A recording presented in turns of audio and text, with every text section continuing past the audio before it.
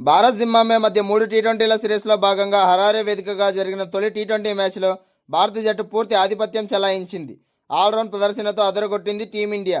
దీంతో 7 వికెట్ల తేడాతో ఘన విజయం సాధించింది. తొలుత బౌలర్లు, ఆ తర్వాత బ్యాటర్లు చెలరేగడంతో 3 మ్యాచ్ల సిరీస్లో 1-0తో ఆధిక్యంలోకి దూసుకెళ్లింది. జింబాబ్వే విధించిన 126 పరుగుల స్వల్ప లక్ష్యాన్ని భారత్ కేవలం 13.2 ఓవర్లలోనే 3 వికెట్లు మాత్రమే కోల్పోయి అందుకుంది. భారత యువ ఓపెనర్ వైభవ్ సూర్యవంశీ వీర విహారం చేయడంతో చేజింగ్ చాలా ఈజీ అయిపోయింది. తొలి 2 ఓవర్లలో జింబాబ్వే బౌలర్లకు రెస్పెక్ట్ ఇచ్చిన వైభవ్ సూర్యవంశీ ఆ తర్వాత 4లు, 6లతో రెచ్చిపోయాడు. జింబాబ్వే గట్టి పోటీ ఇస్తుందనుకున్న తరుణంలో వైభవ్ సూర్యవంశీ ఇన్నింగ్స్ కారణంగా టీమిండియా చేజింగ్ చాలా ఈజీ అయిపోయింది. ఇదే విషయంపై మ్యాచ్ అనంతరం జింబాబ్వే కెప్టెన్ సికిందర్ రజా స్పందించాడు. తమ ఓటమికి పిచ్ కారణమని, పిచ్ నాణ్యత ఆశించినంత స్థాయిలో లేదని, ముఖ్యంగా పిచ్లోని తేమ మ్యాచ్ ఫలితంపై ప్రభావం చూపుతుందని, మేము బ్యాటింగ్ చేసే సమయంలో 12 ఓవర్ల వరకు పిచ్పై తేమ ఉంది, కానీ అది భారత్ బ్యాటింగ్ చేసే సమయంలో పిచ్పై బ్యాటింగ్కు అనుకూలంగా మారింది.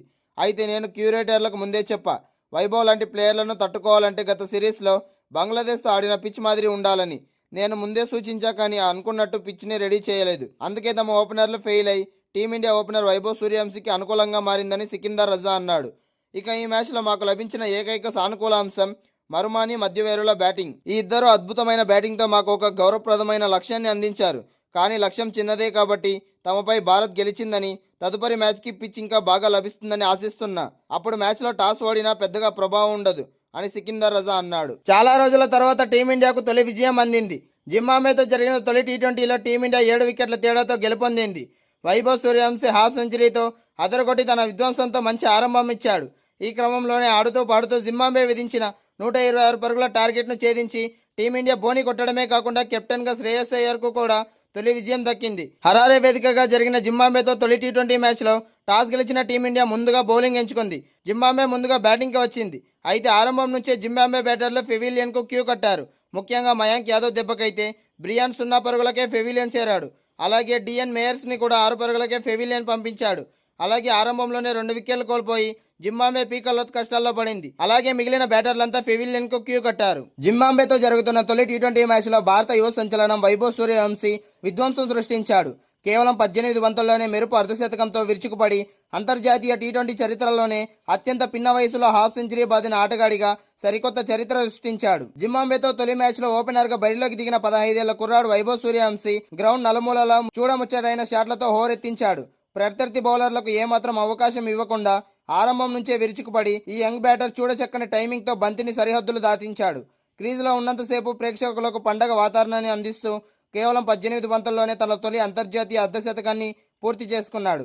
ఈ మెరుపు ఇన్నింగ్స్తో అంతర్జాతీయ టీ20లో 50+ పరుగులు చేసిన అత్యంత పిన్న వయస్కుడిగా వైభవ్ ప్రపంచ రికార్డు సృష్టించాడు. సరిగ్గా 15 ఏళ్ల 118 రోజుల వయసులో ఈ ఘనత సాధించి గతంలో గిబ్రాల్టర్కు చెందిన లూయిస్ బ్రూస్ 16 ఏళ్ల 56 రోజుల పేరిట ఉన్న రికార్డును తుడిచిపెట్టేశాడు. ఈ అద్భుత ప్రదర్శనతో అంతర్జాతీయ క్రికెట్లో భారత యువరక్తం సత్తా ఏమిటో ప్రపంచానికి చాటి చెప్పాడు. హాఫ్ సెంచరీ సాధించిన వెంటనే మరింత భారీ షాట్కు ప్రయత్నించిన వైభవ్ సూర్యవంశీ దురదృష్టవశాత్తు అవుట్ అయ్యాడు.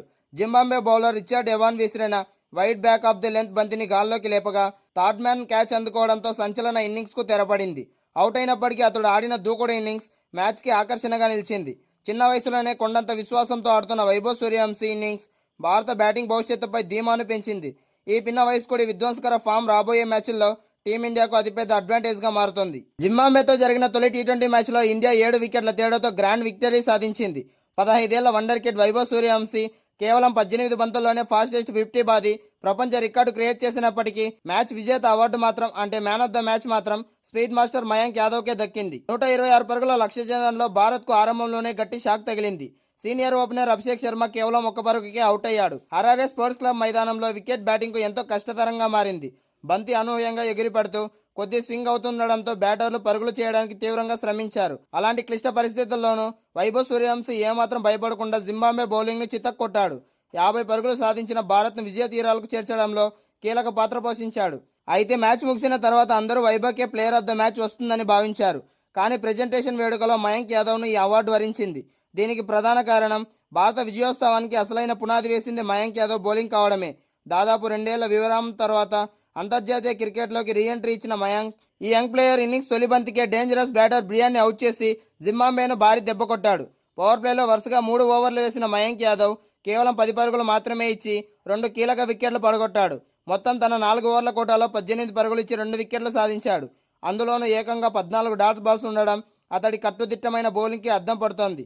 హరారే పిచ్పై జింబాబ్వేను కేవలం 125 పరుగుల స్వల్ప స్కోరుకే పరిమితం చేయడంలో మయాంక్ బౌలింగ్ అత్యంత కీలకంగా మారింది. ఈ బౌలింగ్ ప్రదర్శన ఛేదనలో వైభవ్ సూర్యవంశీపై ఒత్తిడి లేకుండా స్వేచ్ఛగా ఆడేందుకు దోహదపడింది. వైభవ్ సూర్యవంశీ తన మెరుపు బ్యాటింగ్తో అభిమానుల మనసులు గెలుచుకున్నప్పటికీ మ్యాచ్ గతిని మార్చిన జింబాబ్వేను కోలుకోలేని దెబ్బ కొట్టేందుకు మ్యాన్ ఆఫ్ ద మ్యాచ్ పురస్కారం మయాంక్ యాదవ్ను వరించింది. ఈ ఇద్దరు యువ నక్షత్రాల ప్రదర్శన భారత్ భవిష్యత్తుపై కొండంత నమ్మకాన్ని పెంచింది.